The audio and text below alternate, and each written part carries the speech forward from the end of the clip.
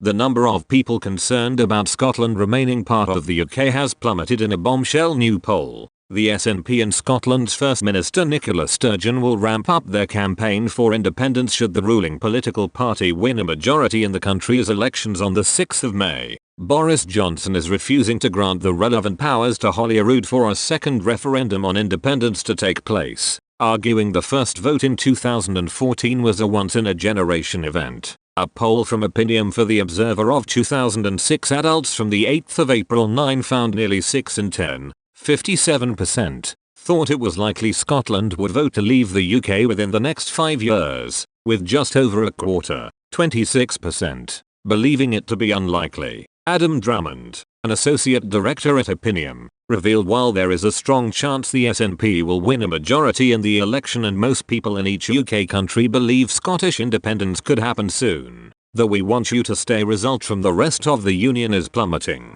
Before the Scottish independence referendum in 2014, nearly 2/3 of people in England and Wales told the pollster that wanted Scotland to remain part of the UK, but in the most recent poll, just a third, 33%, oppose Scotland becoming independent. Mr. Drummond said, "With our recent Scottish polling showing a strong chance of an SNP majority, most people in each country of the UK now think it likely Scotland will vote to become independent in the near future, but there has not been the strong 'we want you to stay' result from the rest of the UK." In September 2014, just before the referendum, 63% of people in England and Wales told Opinion they wanted Scotland to vote to stay part of the United Kingdom. In April 2021 only 33% said they oppose Scotland becoming independent, albeit in a slightly differently structured question. But this is an indicator of how the subject being high profile for over 7 years has impacted views in the rest of the United Kingdom.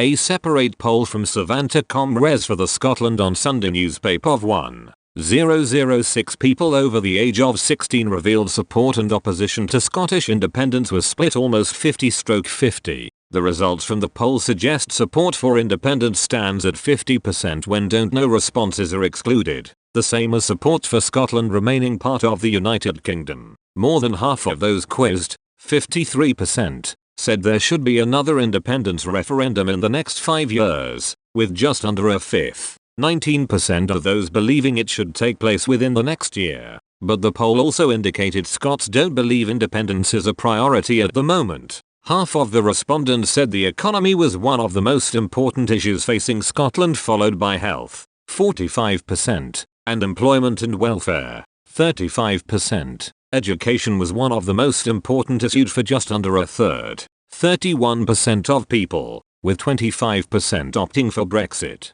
But just 19% chose Scottish independence, which was at its lowest level in Scotland on Sunday's recent series of polls. The opinion poll suggested the SNP would win 64 seats, just short of the majority they are targeting to push ahead with their plans for independence. It predicted 10 pro-independence Scottish Green MSPs would be elected, but the Alba Party, led by former First Minister Alex Salmond, would poll just 3% of the regional list vote and miss out on gaining any seats. An SNP majority at the election on the 6th of May was backed as the best mandate for second independence referendum by 27% of those polled, followed by an SNP and Scottish Green coalition on 14%. Just 9% believed a minority SNP government would be the best mandate for a referendum. 7% said the SNP and Alba should team up, and 6% believed the Greens being included would be the best mandate. Writing for the What Scotland Thinks website, polling expert Sir John Curtis said, "In truth, it looks as though that not only were the opposition's hopes of bringing the First Minister down over the Salmond affair not realised, but also that the row has done little if any damage to the popularity of the nationalist movement in general, or that of its principal spokesperson in particular."